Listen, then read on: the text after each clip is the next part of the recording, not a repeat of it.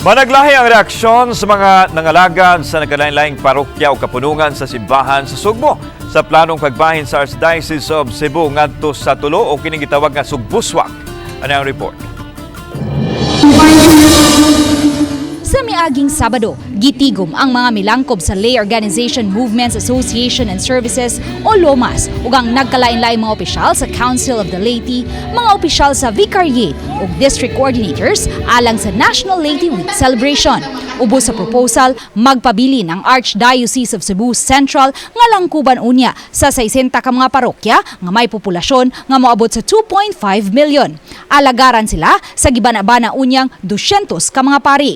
Langkuban kini sa 4 ka mga dakbayan ug 5 ka mga lungsod nga maglakip sa mga lungsod sa Balamban ug Asturias ug sa mga lungsod sa Consolacion ug Minglanilla. Ang Diocese of Cebu North magsugod sa lungsod sa Liloan, maglakip sa Tuburan hangtod na sa isla sa Bantayan ug sa Camotes. Maglakip kini sa 2 ka dakbayan ug sa 19 ka mga lungsod. Musumada ang populasyon niini sa kapin usa ka milyon. Aduna kini 51 ka mga parokya ug alagaran sa 82 ka mga pari. Aduna kini 51 ka mga parokya ug alagaran sa 82 ka kaparian. Samtang ang Diocese of Cebu South langkuban sa 3 ka mga dakbayan ug 20 ka mga lungsod.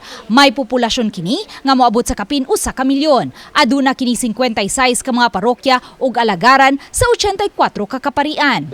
Sa miaging Sabado, gipangayuan na sa ilang panahom ang milangkob sa nagkalain-laing kahugpungan sa simbahan sa Sugbo. Si Monsignor Roger Fuentes, Spiritual Director sa Commission on the Laity, nga misaulog sa closing mass, nangutana sa mga layko kung uyon ba sila usupak sa Sugbuswak. Sa miisa sa ilang mga kamot, dayag ang pagkabahin sa milangkob sa Council of the Laity. Adunay mipaluyo, adunay misupak, ug adunay nag-ukon-ukon sa ilang desisyon. Si Auxiliary Bishop Medifil Billones, Auxiliary Bishop of Cebu, nga namung sa tema nga synodality and the laity, hope for Cebu, mipasabot nga panahon na aron bahinon ang Archdiocese of Cebu tungod sa kadako niini ug aron mas makahatag sa saktong pag-alagad ngadto sa mga parokyano. Iyang gipahibaw nga ang mga diocese sa Kabisayan bunga og gikan mismo sa Archdiocese of Cebu. Atol sa offertory sa Santos nga misa, gihalad sa mga layko ang gamayng papel nga gipurma og buwak nga kalachuchi diin giswat nila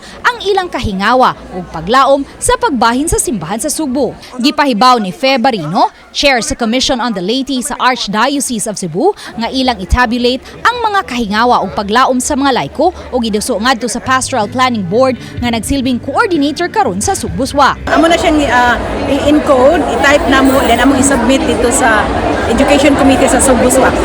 Uban ni Rod Prado, Luan Merondina, Balitang Bisdak.